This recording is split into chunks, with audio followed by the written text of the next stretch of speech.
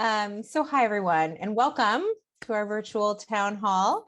I'm Assemblymember Bauer-Kahan, and I'm excited to be here today having this conversation about higher education and how we can help you with cost. I know I'm the mother of young children who are still years out from higher education, but the cost of higher education these days is daunting.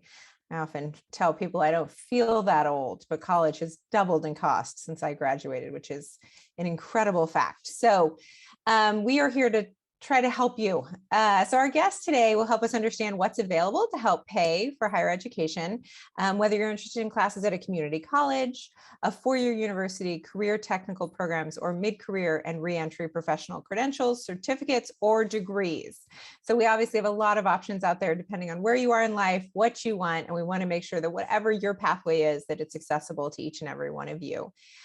Before we get started, I did want to give you a little bit of an update of what we've been doing in Sacramento to try to tackle this issue. We have been working hard on it. We know that higher education is critical to the pathways out of poverty, to individuals' future, and we really want to make sure that it is accessible to all Californians. And so that's the work that is underway in Sacramento.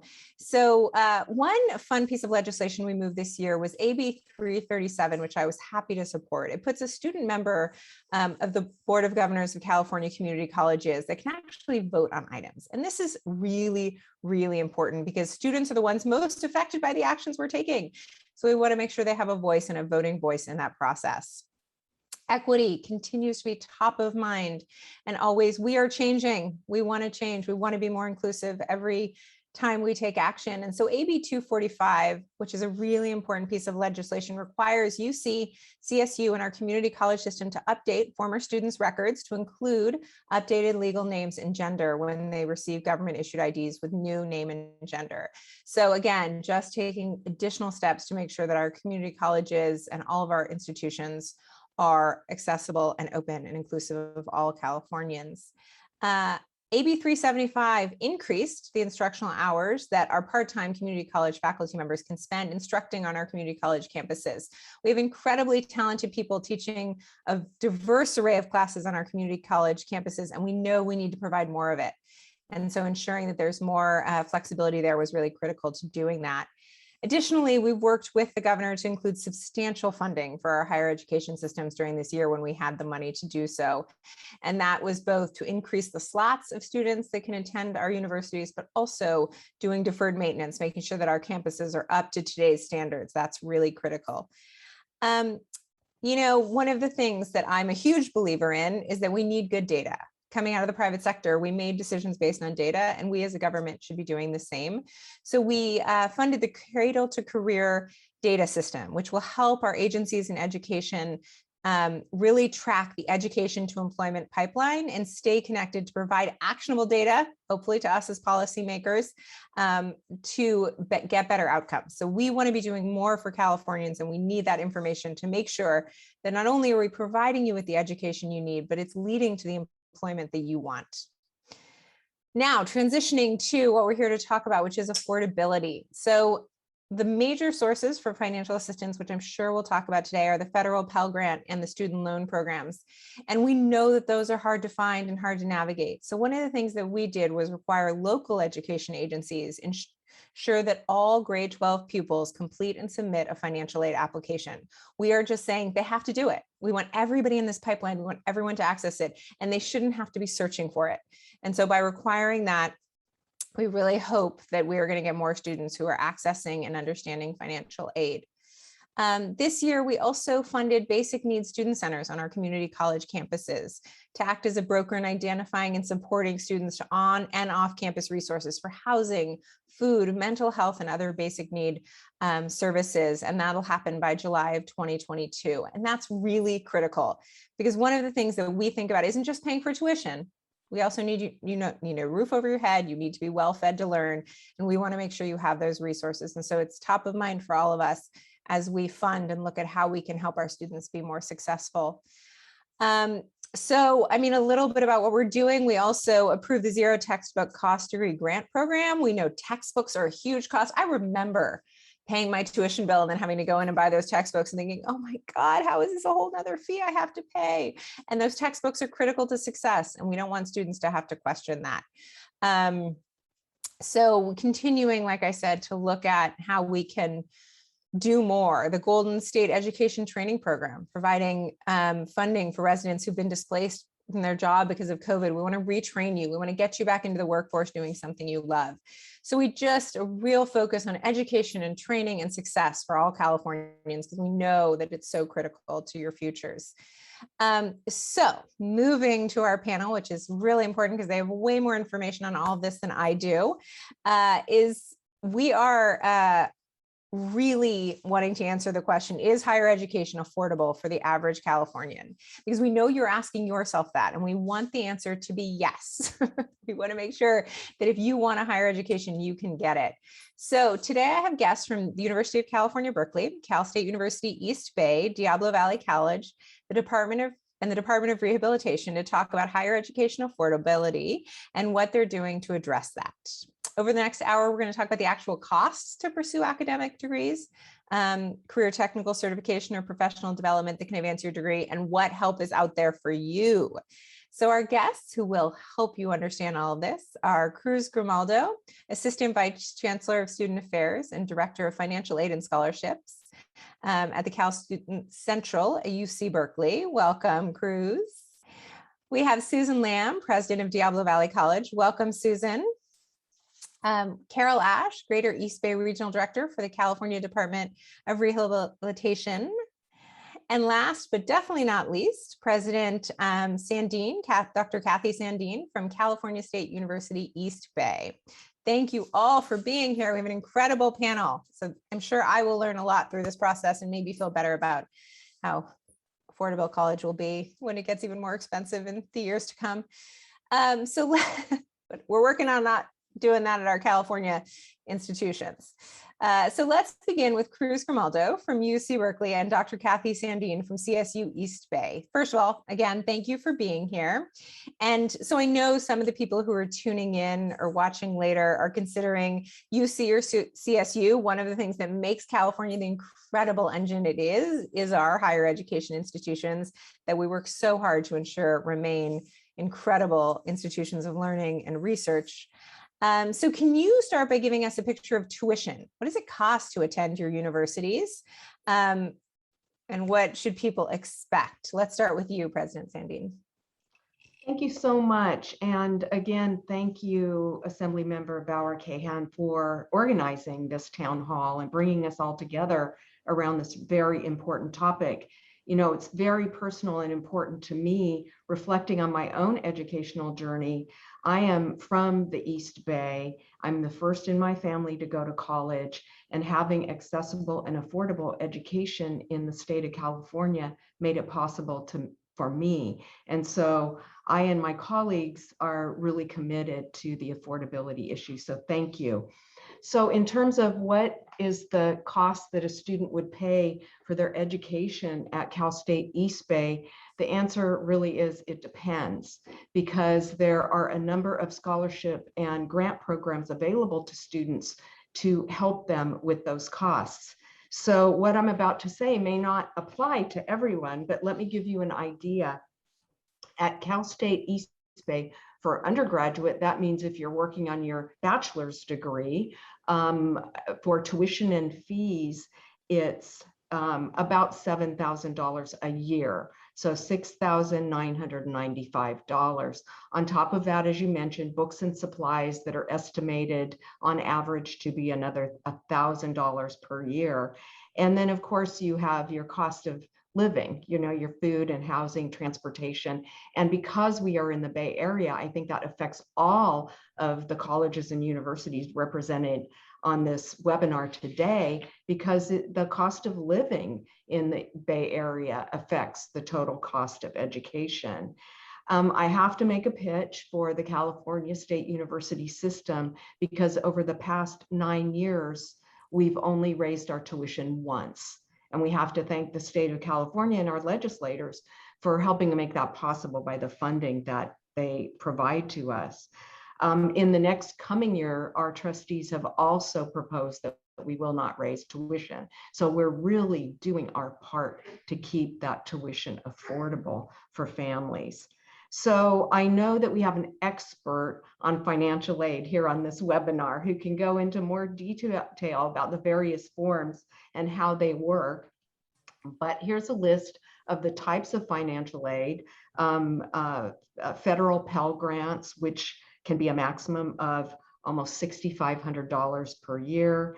The state university grant for tuition and fees, about $7,000 per year. And the Cal grant that can be used for other expenses beyond tuition and fees, which is $11,000 or more. We also have scholarships and grants available at our university. Some of those are need-based, some of them are merit-based.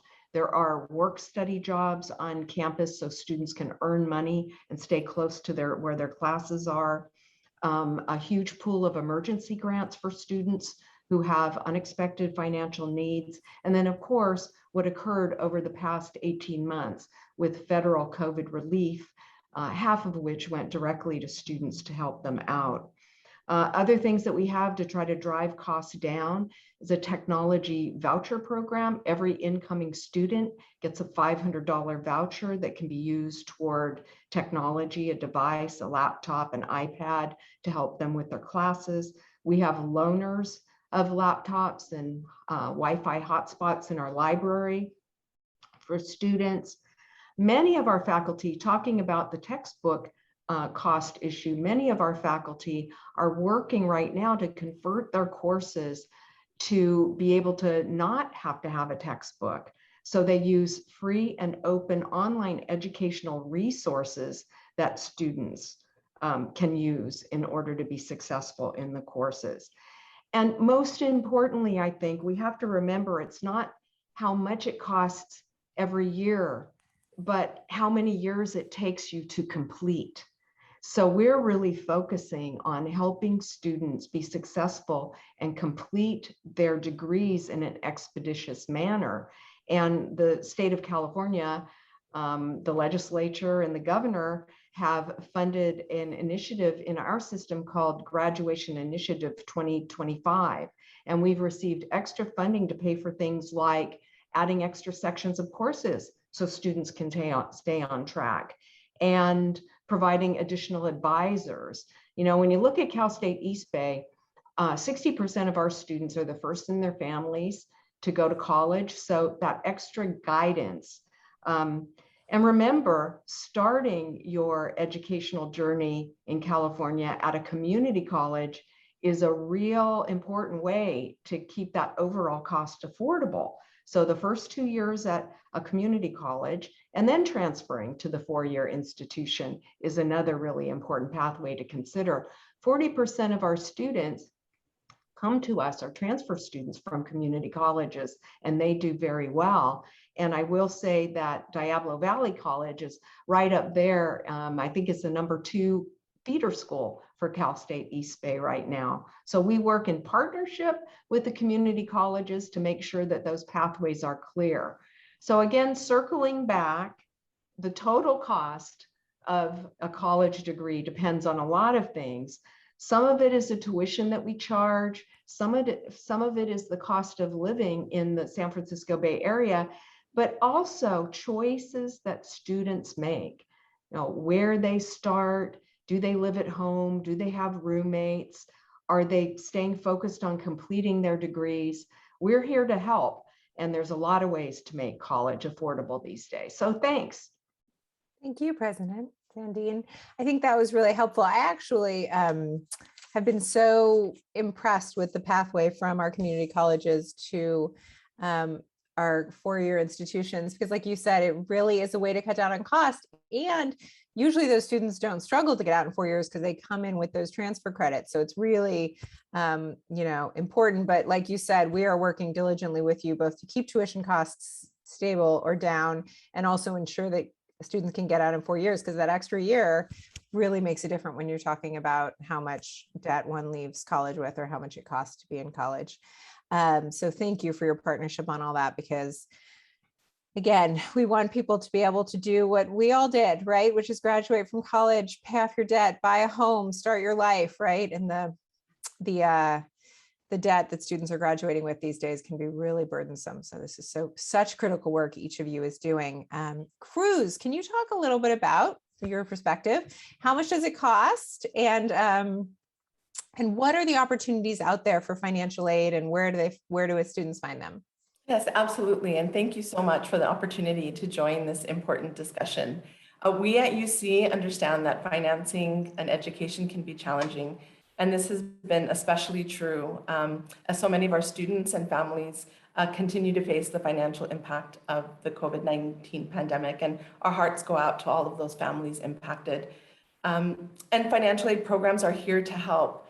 We make AUC education attainable for thousands of students each year, and our commitment to students remains unchanged. And so for our campus, about 60% of our undergraduates receive some form of financial assistance, and we do base our financial aid packages based on that total cost of attendance that President Sandine mentioned. That includes our system-wide tuition and fees, which for this current academic year is $12,570. And then at each campus, students can elect to have specific campus-based fees added. So on our campus, there's an additional $1,656 added to the academic year, making our total tuition and fee amount for both fall and spring semester semester school a total of $14,226 for the academic year. But that's only 42% of the greater total cost of attendance. You know, the greater portion, nearly 60% at really 58%, includes the housing costs, the food, books, transportation, and personal expenses. And as was mentioned, because we live in such a high cost area in the country, those costs do tend to be higher.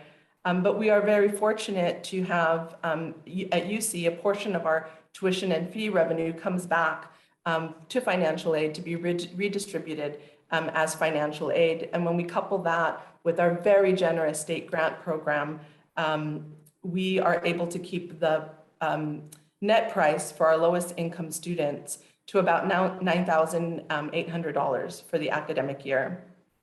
And so that's the amount that students, you know, with very modest means would be able to either borrow or work through our work study program.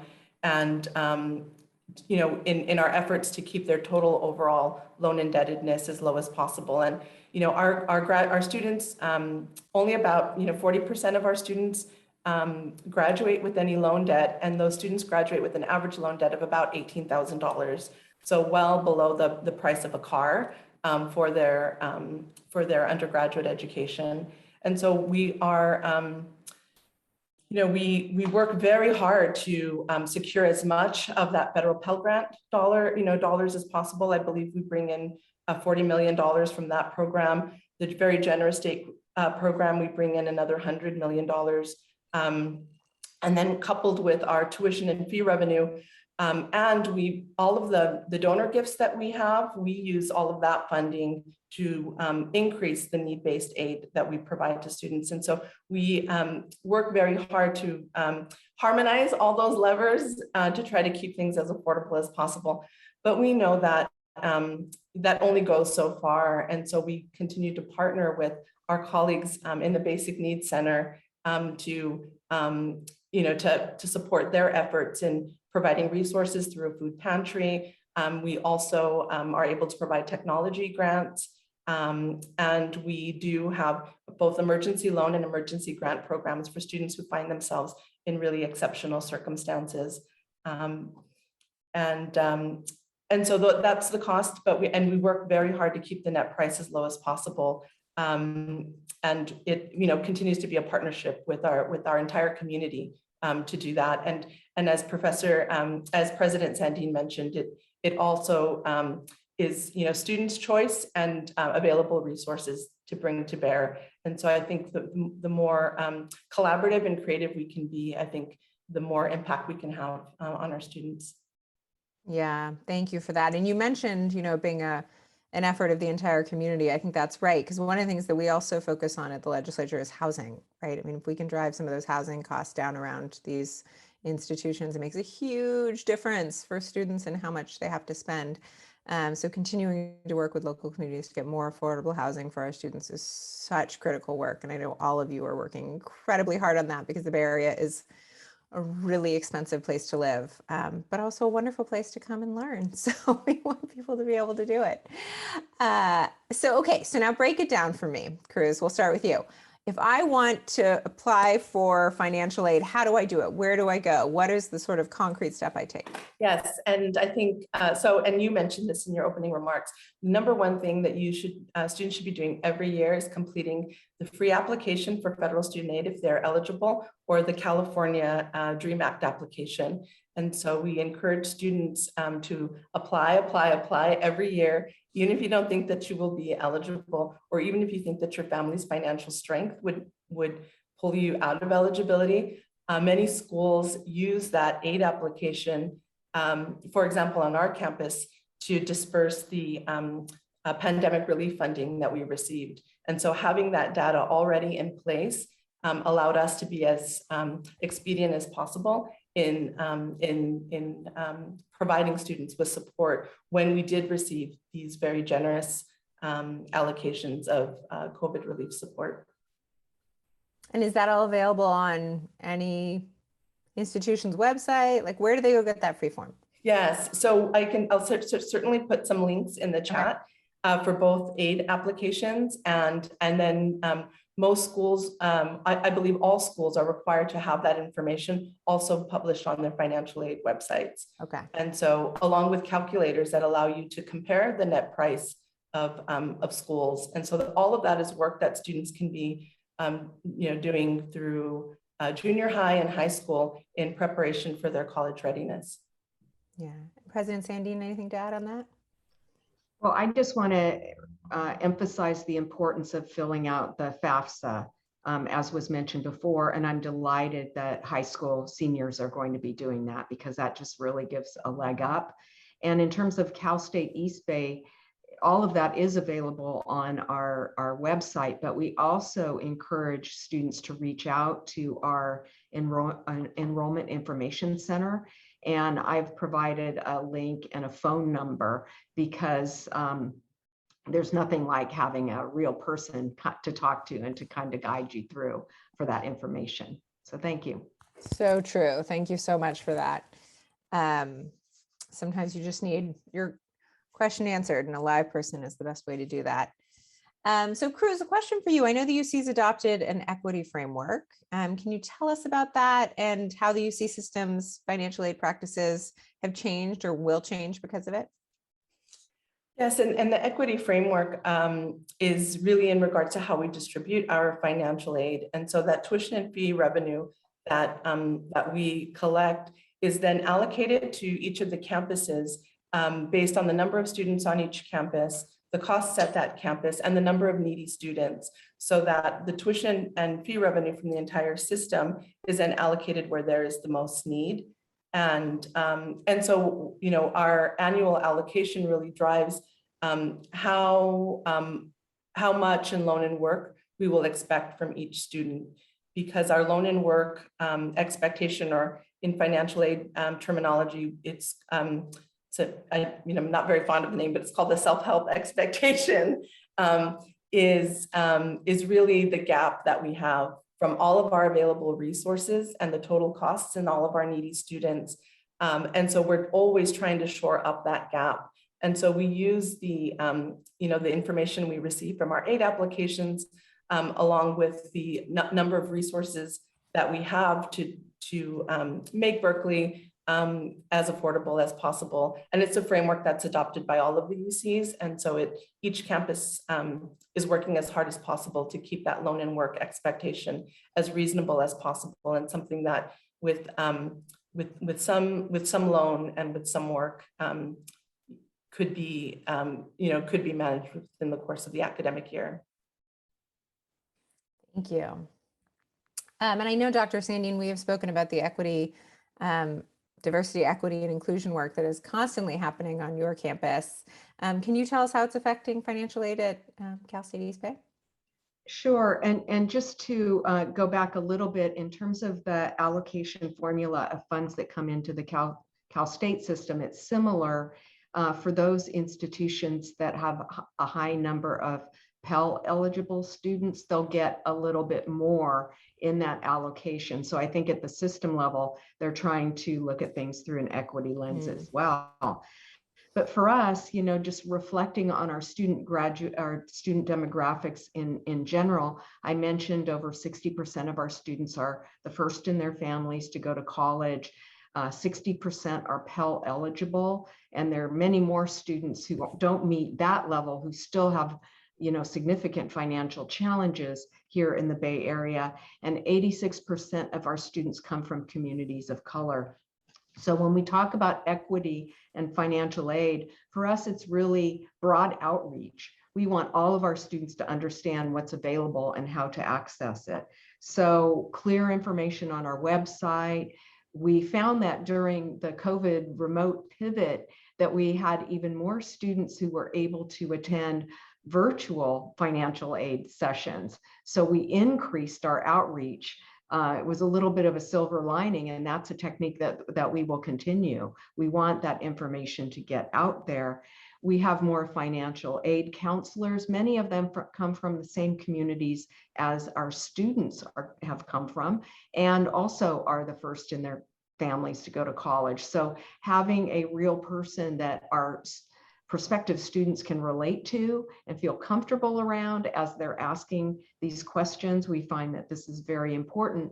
Not only do we provide workshops for students, but also for families as well. So educating the whole family is part of our financial aid strategy.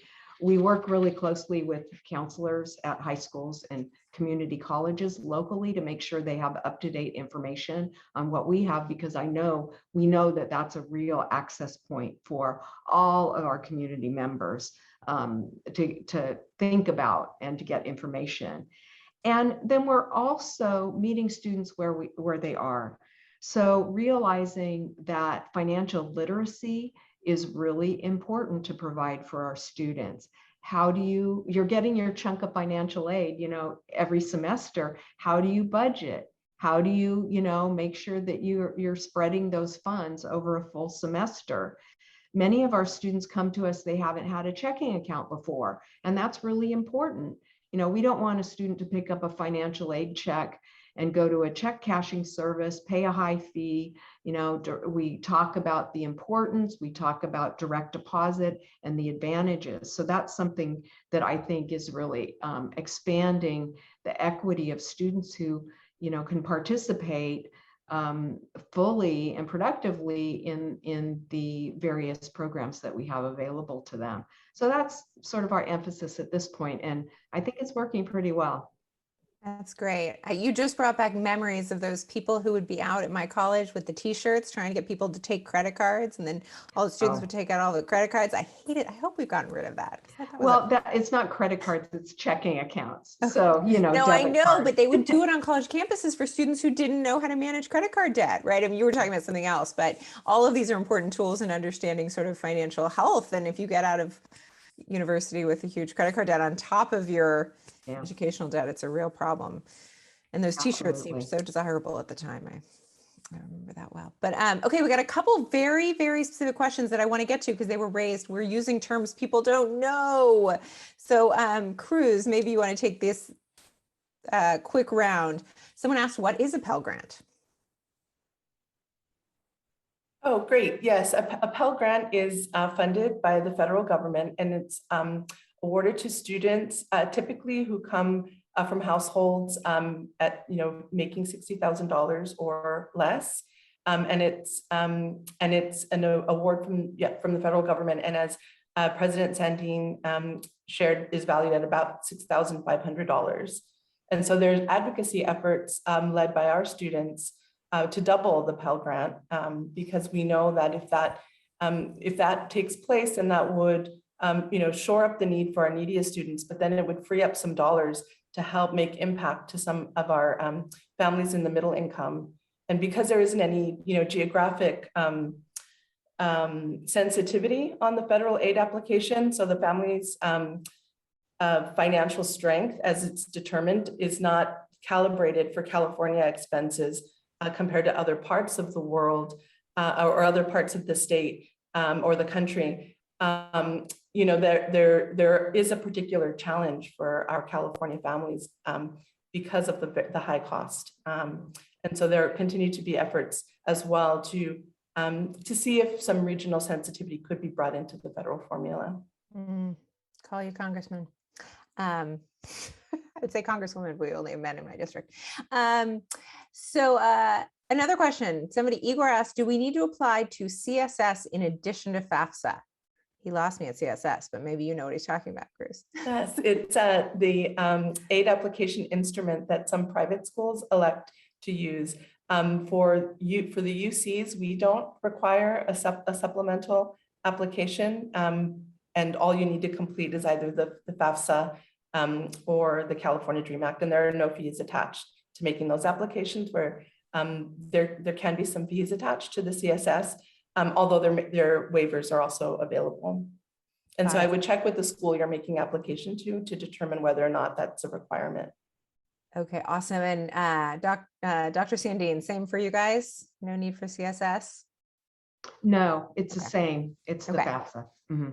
Awesome. Well, thank you. God, so many good pieces of information. I know there's a lot more questions in there, but I want to make sure those two pieces, which seemed very specific and important, got answered, but we'll hopefully have time for some more questions at the end. But thank you both. I know that there are probably a lot of people who are eager to end up at your institutions and be able to afford it. So really appreciate the input. And now we're going to turn to Susan Lamb, the president of Diablo Valley College, to talk about the role that community colleges play in our higher education system. You've already heard us mention it and how important the opportunity is to transfer from a community college to a four-year institution for the cost savings that it provides at our four-year institutions. But it's also important for those that just want a degree at a community college and the opportunities that provides. So can you begin to give us a picture of sort of the demographics of your population and what it costs, and tell us a little bit about the community college? Great. Well, thank you. Thank you for inviting me here today. And I know that one of your issues is social and racial justice, and community colleges play a major role in that because they give individuals access to higher education. And the majority of diversity in our higher education system, both at the state level and the US level, actually comes through the community college system. So the community college system is in fact that access point where students come in. And I like to think that community colleges are also the foundation in that they provide the support for students to then go on and be successful at whether they're finishing their bachelor's, their master's, or their PhD. Our former Congressman, George Miller, came through Diablo Valley College, and he used to joke and say, when he was in high school, he was not the best student. He didn't know how to study well. He never had any tutoring or things like that. But when he got to DVC, he found the passion for his future, but he also found the skill set and study skills to be able to be successful in his future educational career. Obviously, we are an open access institution. Our students range from high school students, some high school students that are still in high school and are trying to get early start in college. We have free enrollment and free dual credit that is offered. We have our quote traditional college students that are in fact, they come after high school or they're 18 years old. We have a large number of students that come back, they may already have a bachelor's or master's, but they're coming back for retraining or updating their skills. We even have individuals that never had the opportunity to go to college. Maybe they were raising families or they went straight into the workforce, and then they're coming back later in life to take advantage of the opportunity of getting a degree. Several years ago, I actually had a grandmother and her granddaughter walk across the stage together. They were both getting a degree at the same time. So yeah, it's a family affair. Sometimes we find parents and children and brothers and sisters that come through. Sometimes some were the first in a generation to come in, and that triggers the impact of those other individuals coming to higher education. Because as we know, the most likely factor for someone to be successful in higher education is someone previously being successful. So people come to DVC for a variety of reasons. Sometimes it's cost, and you know, that is a major factor. Community colleges are usually in your backyard, and so you can usually live at home or maintain your house or apartment where you're living. We are only $46 a unit, quite frankly. We're less than $700 a semester, and that's for taking 15 units. In addition to that, we have a program that we call FT3, full-time, first-time, free tuition. And that applies across the board to anyone that comes. You get free tuition if you're a first-time, full-time students. As you previously brought up, textbooks can be crazy, especially in the sciences. If I think there's like only 5 publishers that publish 80% of textbooks, so they kind of control the price. I will say we have over 330 courses where our faculty have stepped forward and said, hey, we're doing zero cost textbooks. And sometimes they've developed their own resources, their own textbooks, and it takes a lot of work. But like I said, we are moving more and more in that direction and really encouraging our faculty to go in that direction because we know that it's a major factor. I always say by coming to a community college, you can actually save money that you can apply to grad school, right? Because more and more students are needing graduate school in their areas. But, you know, probably the most important factor, there is the cost factor and saving money. But I think it's the best, and I'm biased, I will say, but I think it's the best environment to start your college education, provide that foundation. I mean, I'll just use my experience. You know, I started my education at the University of Texas. My smallest classroom was literally about 200 students. The larger classrooms were 500 to 600 students, and you were literally a number. And, you know, the professors there at University of Texas were hired not for their teaching, but for their research. And you might have some smaller breakouts taught by teaching assistants, but those were instructors that were working on getting their master's or working on getting their doctorate. You know, I'm biased, but, you know, my teachers, most of them have terminal doctorate degrees, but they're there because how they want to engage with students, how they want to work with students. You're in a chemistry class or chemistry lab and you're working there side by side with your students. These days, yes, everybody's wearing masks and maybe not so close, but you're there working with your professors and working with other students. Our classes average, our largest ones are about 50.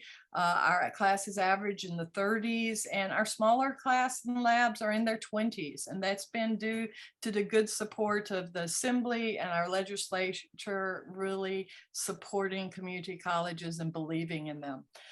We also have strong transfer agreements, as previously mentioned. We have strong transfers to the UC system. UC Berkeley, we're #1 transfer. UC Davis also #1. We're #2 in CSU transfers all up and down the state. And I will say our students that transfer tend to be very successful at those institutions because they have that solid foundation behind them. Some of our students, we also have a higher rate of acceptance.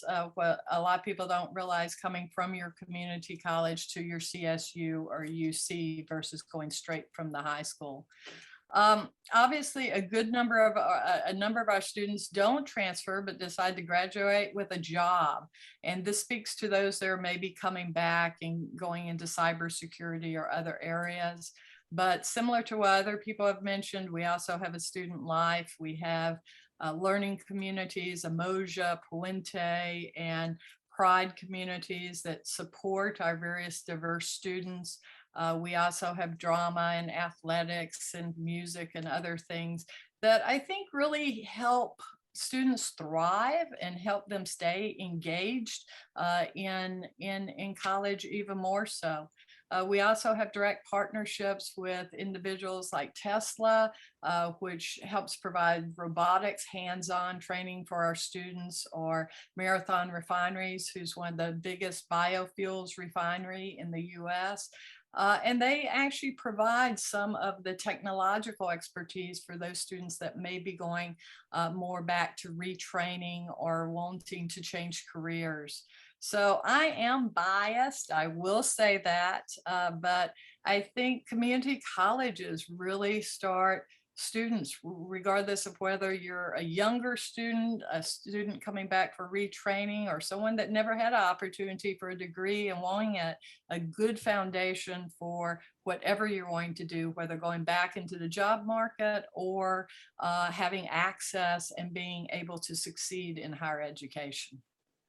That was so helpful. Thank you. And I actually had the privilege of meeting a young woman who was at Chabot Las Positas, so the community college on the other side, who she was in middle college. She was still in high school, and her mom was an immigrant who'd come from a society where women weren't able to or expected to go to college, and they did it together.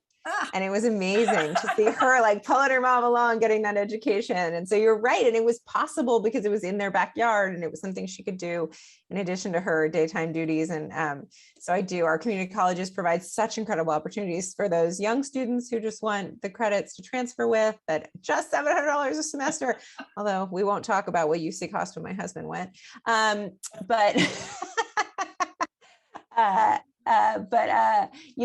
It's a great opportunity for everyone. Again, and if you want that retraining, there's so much opportunity to move into the tech space. We have the job market. So I hope there are people who are listening who are inspired to go get the retraining if they wanted at any one of these institutions. But starting at that community college is sort of a really incredible gateway, I think, to whatever it is people want to do. And so now let's turn to Carol Ash from our Department of Rehabilitation. We're going to dive deeper into the education programs that can prepare individuals with a variety of needs for the workforce or help individuals with those mid-career changes. You heard a little bit about how the community colleges can be a gateway into that, but this is an important pathway as well. So Carol, let's just start with, I know a lot of people are unaware of the programs that your department provides and how the department can assist individuals with additional needs succeed at the UC, the CSU, the community college campuses. Can you tell us about how you're helping and supporting individuals in the community? Sure, and thank you so much for including me on this panel. And some of the things that you've talked that I've heard today. I'm a UC Berkeley grad and I'm from the East Bay, and I also benefited from a time when tuition was not nearly what it is today.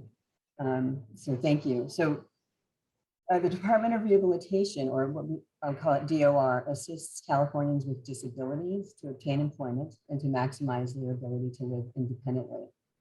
So just to be clear, so to be determined eligible, applicants must have a physical or mental impairment which constitutes or results in a substantial impediment to employment. To give some examples, we serve consumers with learning disabilities, mental health related disabilities, autism spectrum disorders, physical disabilities, and sensory disabilities. There also has to be a determination that the applicant requires vocational rehabilitation services to prepare for, secure, retain, or regain employment. So if you're not sure whether you are eligible, you are very much encouraged to apply. And those receiving Social Security benefits due to a disability are presumed to be eligible for DOR services. And so how it works is our counselors work closely with their consumers to establish a career goal and identify the best combination of services and resources necessary to prepare for their employment. So once a career goal is established, a formal plan listing the services needed to achieve that goal is prepared. The services can include, but are not limited to, any training that is necessary in order to achieve the established career goal. And that includes college level training. It includes books and supplies and tools, including computers that are required for the training, job search and placement assistance, either during training or after, rehabilitation assistive technology services and devices, and services for individuals who are deaf or hard of hearing and or blind or having low vision. So the Greater East Bay District of the Department of Rehabilitation includes Alameda, Contra Costa, and Solano counties. And this last year, we funded 283 consumers in career technical education and 869 consumers in college or university level training. So across the state, there's 14 districts, and the Greater East Bay District had the highest expenditures on college or university training over the last 4 years over any other district. Just to give you some examples of some of the ways that we work with individuals. One of our consumers was planning for a career in social work. She met with the counselor, developed a plan, and successfully completed her bachelor's degree in social work at CSU East Bay. So with support from one of our employment specialists, she's now working at an organization in Contra Costa County that provides social services to seniors. You see, the goal was always employment, but the path is a lot of time requiring training. We had another consumer who had an interest and aptitude in computer programming. And after graduating from San Jose State University, he has a job as a programmer, I would just say at a major tech firm. We also had a consumer who was recently hired as a head chef at a sports pub after completing his associate degree in restaurant management and advanced cooking at a local community college. Certain services, including training, are exempt from financial participation at this time, although similar benefits, such as financial aid, have to be applied before DOR funding can be applied. So we also require the Fafsa to be completed before we can assist with funding for college or university training. And generally, we fund tuition at the community college rate for the first 2 years and at the CSU or UC rate for the remaining years. It doesn't mean people have to go through the community college. It's that's how much we fund the first 2 years and the subsequent years. So I think that answers that. If you have any other questions. Yeah, thank you. Sorry, a fly just flew by. I was swatting at it. Thank you. And I think that's super helpful. And it's really important to know, I mean, we're talking about the accessibility really of higher education. I think the services you provide are so critical to ensuring that everybody has access, right? And meeting them where they are, whether it be a question of affordability or getting the training you provide. But it's really an important resource. So we really wanted to highlight it and make sure people knew it was available. And for those who can access it in the chat, we put the links for the local offices, so you can find the one if you need it that is local to you. But thank you so much, Carol, for that overview. I think it was really helpful. And I know I've learned so much about the resources, so I'm sure everyone else is too. So with that, we're going to turn to we have some time for some questions, which makes me very happy because I always like to answer the questions. I did want to share one other thing really quickly. Please. If I can share my screen. Now you're going to ask if I know how to share a screen, which I don't. No, I know how to. Okay, so our counselors do work with the local community colleges, UC Berkeley, CSU. We have relationships with all of our local partners, and we've received referrals from they all have programs for students with disabilities. We receive referrals from them, but I wanted to also point out that we work in our high schools and we receive referrals from our high schools, so that the 5 core services we can provide in high school is job exploration counseling, paid work experience, counseling on post-secondary education programs, work readiness training, and self-advocacy skills. And these services are available to any student with a disability ages 16 to 21 who's either in high school or in a recognized training program. So if you're not yet ready to apply for college, these are some of the services that can help prepare students before they get there. And also The best way to apply for services is to email us at careered@dor.ca.gov or to visit our website, www.dor.ca.gov, or call the local offices, which have been put in the chat. So thank you. Awesome. Thank you for that additional information. Always helpful. Okay, so turning to a couple of our questions. Somebody asked, when does the FAFSA, Bill asked, when do FAFSAs need to be submitted? Cruz, do you want to take that? Is there a timeline? Sure. 8 applications are opening on October 1st. And so students can start applying on October 1st. And depending on which school you attend, there may be priority processing deadlines, but generally, March 2nd of 2022 is the priority deadline. And so, but I would double check with any specific requirements that your specific institution may have. Okay, and then don't mute yet because I have one more question for you. So we actually got this question a couple times, which is people who want to retrain, re-enter the workforce and come back for a master's degree. What kind of grants or loans are available, and is that impacted by what grants and loans they had in their undergraduate degree? Yeah, so students, once they're in a graduate program, are considered independent, and so we will no longer look at their family's financial strength, and so we're only looking at the financial strength of the individual student, which could make them more eligible. Should that institution offer need-based support for master's programs, and I think depending on the school or college that is offering the master's program, there may be resources available. It's all just, at least on our campus, very specific to which school or college you are pursuing your master's degree. And if I could jump in on that, a place like Cal State East Bay, where we really focus on non-traditional students, students who are working, students who are older, students who have family members. Many of our graduate programs are specifically designed so individuals can continue to work while they're earning their degree.